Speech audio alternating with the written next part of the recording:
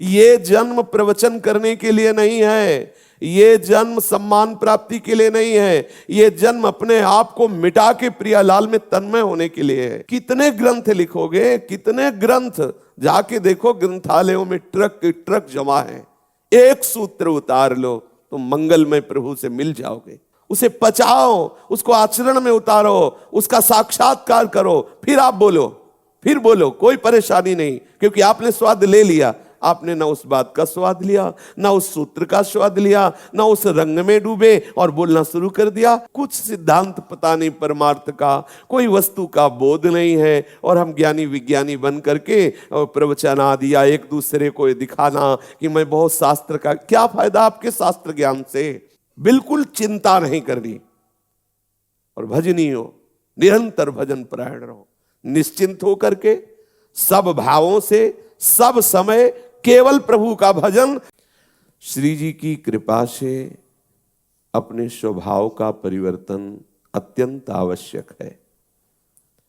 आपका स्वभाव प्रपंच विहीन जब तक नहीं होगा तब तक आप श्यामा श्याम के अनुराग रस में नहीं डूबेंगे। आप ऐसा स्वभाव बनाइए कि यदि एक कमरे में आपको बहुत काल तक अकेला रहना पड़े, न किसी से मिलना, न किसी को देखना, न बोलना, तो आप रह सकें। इतना एकांत प्रिय स्वभाव बनाइए। जब तक विविक्त देश सेवित्वम ये भावना सुदृढ़ नहीं होती तब तक भजन एक तार नहीं चलता। हमारा उद्देश्य अपने आपे को मिटा करके तन्मयता प्राप्त करना है श्री श्यामा श्याम में। आप अपना स्वभाव बनाइए। समस्त दिनचर्या का एक ही फल है कि आप अंतर्मुख होकर के प्रतिपल देखते रहें कि अंतःकरण श्री श्यामा श्याम के नाम रूप लीला धाम में तन्मय है कि नहीं। यदि नहीं है तो कहाँ है, जहां है वहां क्यों है। आप अपने अंदर प्रश्न उठाइए। यदि वो कहीं प्रपंचाशक्ति के कारण है तो विवेक के द्वारा उसका नाश कीजिए। बहुत स्वभाव आपका गंभीर होना चाहिए, एकांत प्रिय होना चाहिए, अरतिर जन संसदी, लोक व्यवहार शून्य होना चाहिए। आपसे अगर पूछा जाए कि आपको क्या रुचि है तो आपके अंदर यही आना चाहिए, मैं किसी से मिलूं ना, कोई मुझे देखे ना, मैं किसी को देखूं ना, एकांत में निरंतर अपने श्यामा श्याम को रिझाऊं, ऐसी आकांक्षा है। देखो क्या ऐसी आकांक्षा है। छुपी हुई ये जो अविद्याजनित वृत्ति है कि मेरा नाम हो जाए, मैं श्रेष्ठ हूं, इसको मिटा दीजिए। आपको कोई जाने ना, आपको कोई पहचाने ना, ये बहुत बड़ी कृपा होगी कि आपको किसी भी गुण से कोई जाने ना। अगर कोई जाने तो इतना ही जाने ये श्यामा श्याम का है, बस। आप अपने आप को गुप्त कीजिए। वो प्रकाशित करना चाहे जिनके हम हैं तो आप छुप नहीं सकते, वो यंत्रवत आपसे वैसा करा लेंगे, लेकिन आप कहीं करने में ना हो। आप कहीं यश की प्राप्ति की आकांक्षा से ना हो, आप कहीं बोलने की वासना से ना हो कि मैं बोलना सीखूं या बोल लेता हूं। बोले तो मरे।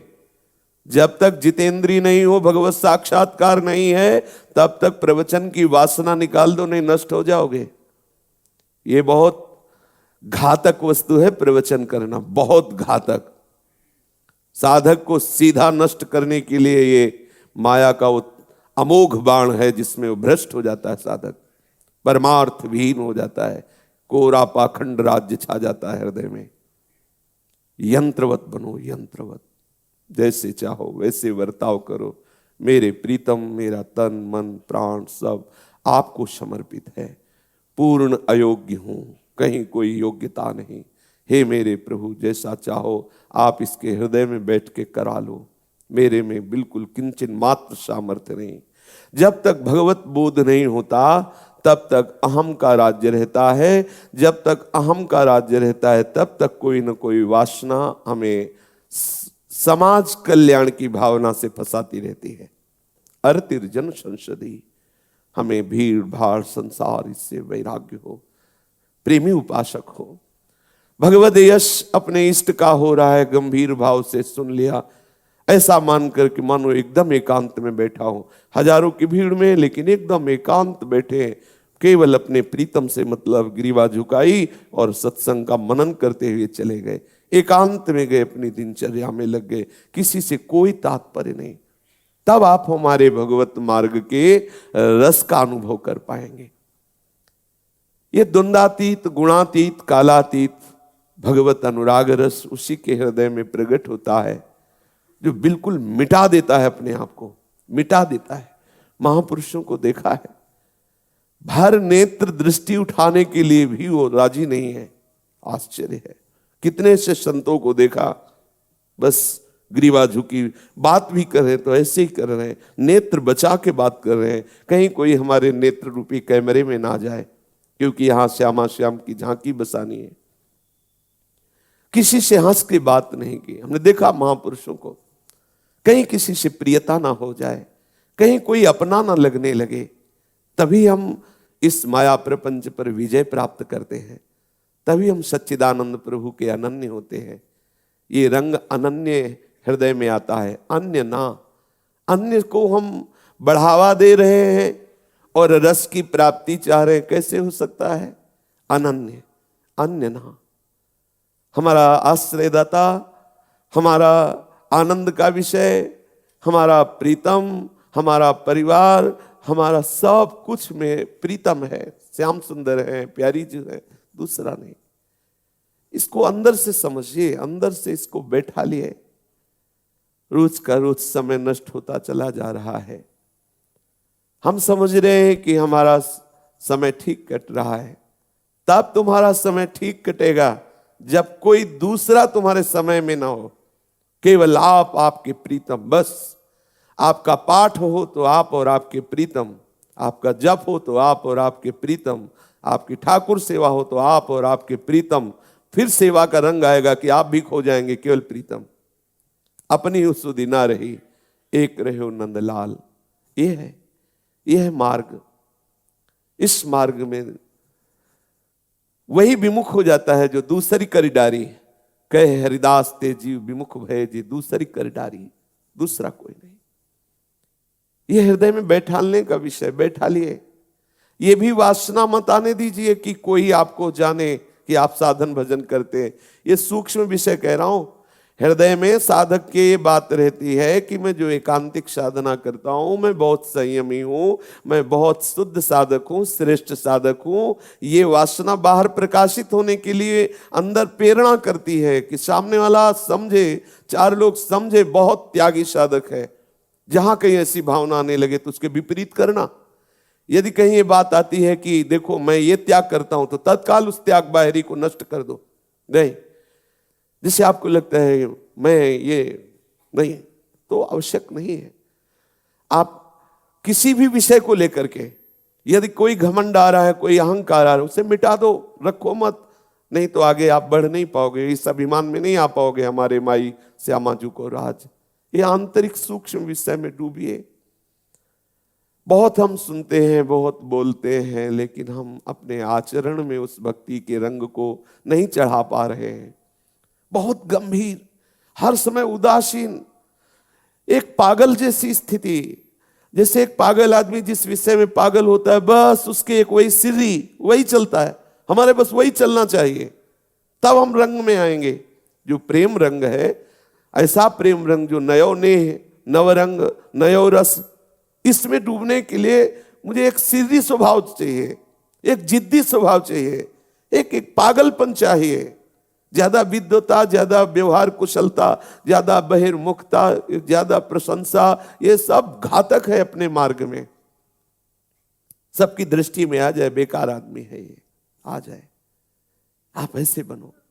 देखो महान महिमा में भगवान ऋषभ देव जी के पुत्र भरत जी ने जब देखा कि ये बुद्धि भी बहुत घातक है, तो जब उनको ब्राह्मण के घर में जन्म मिला तो समस्त शास्त्रों के विद्वान होते हुए भी मूर्ख जैसा व्यवहार करने लगे। कहीं राग ना हो जाए। इस राग ने मुझे भगवत प्राप्ति करने के लिए तीसरा जन्म लेना पड़ा। अब इस जन्म में चूक नहीं होगी, कहीं राग ना हो जाए। परिवार से, माता पिता से, खान पान से, व्यवहार से एकदम उदासीन, जो प्रारब्धवशात रूखा सूखा जैसा बच्चा मिल जाता ऐसे निरपेक्ष होकर के शरीर पोषण के लिए शरीर का प्रारब्ध जैसा भोग आ गया उसको डाल लिया, निरपेक्ष होकर के। साहब को यही लगता पागल है। अगर वो रहुगण से बात न करते तो कोई न जान पाता कि किस कोटि के महापुरुष हैं। रहुगण पर कृपा की वो बोल पड़े तो पता चला कि कूद पड़ा पालकी से रहुगण की, अरे ऐसी अद्भुत स्थिति को प्राप्त महापुरुष नहीं बोले ही नहीं थे। जब बोले तो हृदय की ग्रंथि खोले, नहीं तो मौन निरंतर भजनानंद में डूब। और वो बोलना अपने अहम से नहीं, प्रभु की प्रेरणा से, अपने अहम से नहीं, प्रभु की प्रेरणा। अहम से बोलने की बात है तो चुपचाप शांत गंभीर हो जाओ। जो आता है उसको भी छुपा लो। जो अपने को ज्ञान प्रभु ने दिया है वो मायामल का नाश करने के लिए दिया है, बाहर प्रकाशित करने के लिए नहीं। बाहर वो प्रकाशित करेंगे, आप तो अंदर का जो मल जमा हुआ है, वासना, कामना, इच्छा, द्वेष, इसको मिटाओ। अगर इसको नहीं मिटाओगे तो बाहर फंस जाओगे प्रपंच में। जहां आप अपने किसी सद्गुण को प्रकाशित करेंगे तो आप फंस जाओगे। रेशम का कीड़ा यदि रेशम का धागा ना देता होता तो उसकी दुर्गति ना होती। उबाल आ जाता है उसको कड़ाह में डाल करके, क्योंकि वो रेशम का ऐसा धागा प्रकट करता है जो लोगों को बहुत प्रिय है। अब उसको कैसे निकाले तो उसको उबाला जाता है, कीड़ा जल करके मर करके नष्ट हो जाता है और रेशम निकल आता है। कोई भी सद्गुण जो आपके अंदर है उसे केवल भगवत प्रीता के कार्य में लाओ। हमारा अंतःकरण प्रभु के प्रेम में डूबे, इसलिए वो सद्गुण मिला हुआ है। यदि बाहर नाम के लिए, यश के लिए, प्रशंसा के लिए, प्रणाम नमस्कार के लिए प्रयोग किया तो दुर्गति हो जाएगी, फंस जाओगे, फंस जाओगे। ये बहुत सूक्ष्म विषय है। ये जन्म प्रवचन करने के लिए नहीं है, ये जन्म सम्मान प्राप्ति के लिए नहीं है, ये जन्म अपने आप को मिटा के प्रियालाल में तन्मय होने के लिए है। केवल तन्मय। क्या करोगे? कितना प्रवचन करोगे? बहुत हो रहा है। कितना प्रवचन हो रहा है? प्रवचन ही तो हो रहा है। क्या हो रहा है? कैसे आचरण बन रहे हैं? क्या उद्देश्य बन रहा है? विचार करके देखिए। कितने ग्रंथ लिखोगे? कितने ग्रंथ? जाके देखो, ग्रंथालयों में ट्रक के ट्रक जमा है। एक सूत्र उतार लो तो मंगलमय प्रभु से मिल जाओगे। रोज सुनते हैं भगवान नाम महिमा, कितना जप करते हैं, कितनी देर टिकते हैं नाम में। ये सब वासनाएं छोड़ो। ग्रंथ लिखने की वासनाएं, रचना की वासनाएं, सम्मान की वासनाएं, लोक व्यवहार, ये सब क्या? एक बार प्रीतम के रूप में डूब जाओ, एक बार प्रीतम की लीला में डूब जाओ, एक बार प्रीतम के नाम में डूब जाओ कि सुध न रहे। घंटों निकल गए। हमें तो ऐसी स्थिति प्राप्त करनी है, निशिदेव से जानत नाहि सजनी, एक रस भींजी रहे। कब रात गई, कब दिन गई, पता नहीं कुछ रात दिवस का। बड़े बड़े महापुरुषों ने इस रस को प्राप्त किया है। श्री भाई जी महाराज को कई कई घंटे हो जाते, सुध न रहती। कौन सा उन्होंने बाहरी वैराग्य धारण किया? कौन से उन्होंने बाहरी ऐसी क्रियाएं की जो उस स्थिति में पहुंच गए? उन्होंने स्वयं अपना अनुभव लिखा है। एकमात्र नाम, निरंतर नाम रटन। ये जो आप भक्ति सूत्र सुन रहे, इसकी व्याख्या उन्होंने कैद में की, जेल में की। नाम, निरंतर नाम रटन। डूब गए नाम में। आने लगा भक्ति का एक से एक रत्न, एक से एक सूत्र आने लगे। प्रभु की दिव्य रूप झांकियां आने लगी, दिव्य लीलाएं स्फुरित होने लगी। ऐसे महापुरुष हुए वीतराग परमहंस श्री राधा बाबा, उनके चरणों का आश्रय लेकर के उस रस को प्राप्त हुए। विचार करो, एक गृहस्थ वेश में, गृहस्थ धर्म में स्थित पूज्य भाई जी महाराज एक वीतराग परमहंस पूर्ण जीवन उनके चरणों में अर्पित कर देता है और उनको गुरु मान करके आजीवन, जहां भाई जी का अंतिम संस्कार हुआ शरीर का, वहीं टीन छवा के पूरा जीवन व्यतीत कर दिया राधा बाबा ने। क्या बात है! ये है भगवत चरणारविंद की निष्ठा। अत्यंत दैन्य, अत्यंत भगवत भक्ति के रस में डूबे हुए दिखाई दे रहे हैं, साधारण व्यक्ति जैसे। प्रभु उनसे कार्य करा रहे हैं। भाई जी विकल होकर के पूज्य श्री जयदयाल जी को पत्र में लिखते कि मुझसे संपादन कार्य बिल्कुल नहीं हो रहा, बस हृदय मांग रहा है कि मैं एकांत बैठ करके डूबूं। वो कहते नहीं, प्रभु की आज्ञा है, ये प्रभु की इच्छा है, आप संपादन कार्य करो, वो स्वयं आपसे करा लेंगे। कलम ऐसे उठाते 20-20 घंटे ऐसे ही कलम खुली रहती हो, आप खो गए।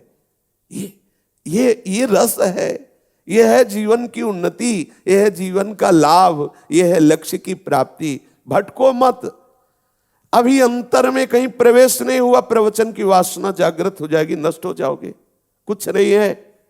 जब तक गौर श्याम चरणारविंद बिना प्रयास के नृत्य करते हुए हृदय में ना दिखाई दे, किसी बात में राजी मत होना, धोखा हो जाएगा। ये माया की चाल है, कोई ना कोई पासा फेंकेगी, आप भ्रष्ट हो जाओगे। बिल्कुल नहीं, शांत गंभीर होकर के जो तुम्हें याद आया है शास्त्रों के सूत्र, उनको जीवन में उतारो, दूसरों को सुनाओ मत।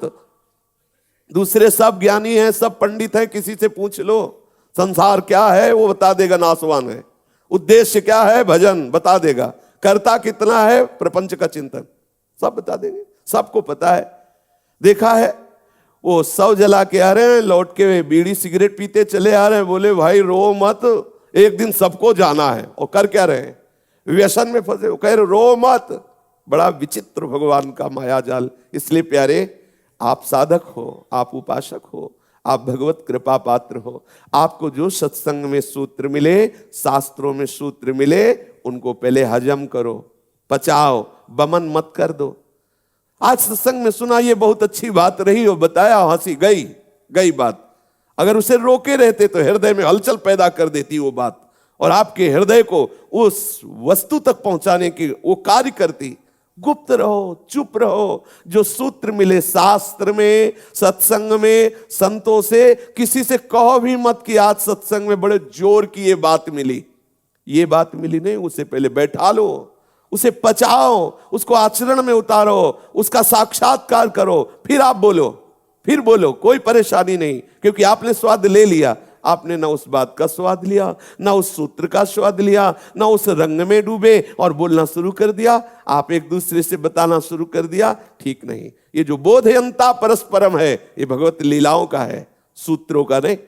चुपचाप अंदर अपने जो सूत्र मिले गुरु से, शास्त्र से, संत से, वो गुप्त हो जाओ, हृदय में उतारो। प्रसंग वशात कोई निकल रहा है शब्द, तो ये न समझ में आवे कि आपकी अनुभूति है, ये आपने पकड़ा है, ये कोई जान न पावे, प्रसंग वशात निकलता चला जा रहा है। जो पकड़ ले, आप अपने को उस सूत्र को जो पकड़ा है, वो ये साबित ना होने पावे कि ये सूत्र हमें बहुत अच्छा लगा, ये हमने अपने जीवन में धारण किया। जब तक उस सूत्र का साक्षात्कार ना हो जाए, तभी आगे बढ़ोगे। कुछ सिद्धांत पता नहीं परमार्थ का, कोई वस्तु का बोध नहीं है, और हम ज्ञानी विज्ञानी बन करके प्रवचन आदि या एक दूसरे को दिखाना कि मैं बहुत शास्त्र का, क्या फायदा आपके शास्त्र ज्ञान से? तत्व साक्षात्कार नहीं हुआ, भगवत प्रेम नहीं हुआ, क्या फायदा, क्या लाभ मिल रहा है? हमें जब जो विषय चाहता है परास्त कर देता, हम शास्त्र ज्ञानी हैं। हम सिद्धांतों को दूसरे को उपदेश करते हैं, कंचन कामनी कीर्ति हमें रौंदे दे रहे हैं, हमारे अंदर वासनाओं का जाल फैला हुआ है, हमें संसार के भोग प्रिय लग रहे हैं, शरीर का सर्दी जुकाम भी बर्दाश्त नहीं हो रहा, और ब्रह्म ज्ञान की बात करते हैं शास्त्रों के तत्वबोध की, सर्वत्र भगवत दर्शन की, राग द्वेष का जाल बिछा हो। अरे ये सूत्र अंदर उतारो, अंदर उतार करके अंदर बिल्कुल निर्मल कर दो, अंदर सब बंधनों से मुक्त हो जाओ। जीवन मुक्त होने के लिए सूत्र रचे गए हैं, एक दूसरे को उपदेश करने के लिए नहीं। पर उपदेश कुशल बहुतेरे, बहुत हैं उपदेश करने वाले। आप लोग कृपा पात्र हैं, अपने जीवन को भगवत अनुराग में बना दीजिए।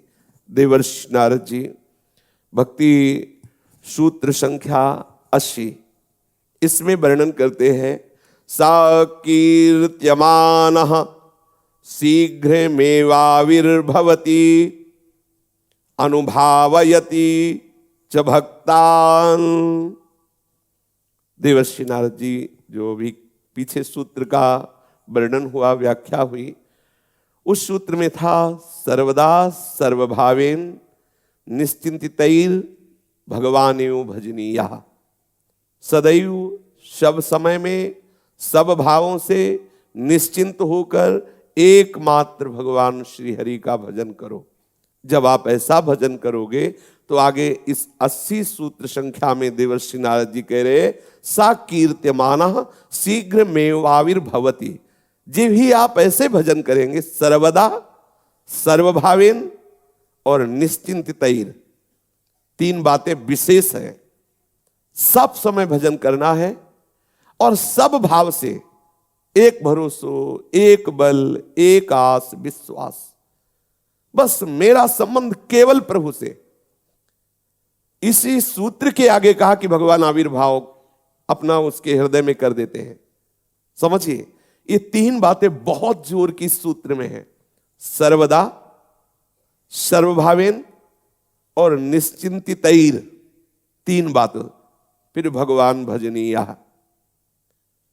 सर्वदा, सब समय, तभी आविर्भाव होगा भगवान का। अगले सूत्र में कह दिया, सा कीर्त्यमाना शीघ्र मेवाविर्भवति। शीघ्र भगवान आपके हृदय में अवतार ले लेंगे, प्रकट हो जाएंगे, अवतरित हो जाएंगे। अभी तो सर्वांतर्यामी रूप से हैं सबके हृदय में। फिर भगवान संपूर्ण वासना, कामना, माया के जाल को हटा के प्रकाशित हो जाएंगे। भय प्रकट कृपाला दीन दयाला, वो दीनों पर दया करने वाले हृदय में प्रकाश। शीघ्र आविर्भवति, बहुत जल्दी भगवत साक्षात्कार हो जाएगा। सा कीर्त्यमाना, जैसा हमने कहा, यदि ऐसा तुम जप करोगे, कीर्तन करोगे, लीला का गायन करोगे, लीला श्रवण करोगे, तो शीघ्र में आविर्भवति, वो बहुत जल्दी आपके हृदय में प्रकट हो जाएंगे। अनुभवयति, यदि तत्वबोध करना चाहते हो तो अनुभव में आ जाएंगे। तत्वबोध का अनुभव, दो बातें कहा है, शीघ्र में आविर्भवति और अनुभवयति। यदि आप सगुण साकार रूप का दर्शन चाहते हो तो प्रकट हो जाएंगे। यदि आप निर्गुण निराकार तत्व का बोध चाहते हो तो अनुभवयति, आपके अनुभव में आ जाएंगे। पर तीन बातें आपको जीवन में देखनी है कि ये है कि नहीं। पहली है सर्वदा, माने सब समय प्रभु से ही आपको जुड़े रहना है। सर्वभावेन, जो भी भावना है, जो भी भाव, हमें अन्य किसी से नहीं। हमारे पति, हमारे प्रीतम, हमारे मित्र, हमारे स्वामी, हमारे सखा, जो भी, जो वो सब मेरे प्रभु। सर्वभावेन, इतना भी किसी से कोई और भाव नहीं रखना।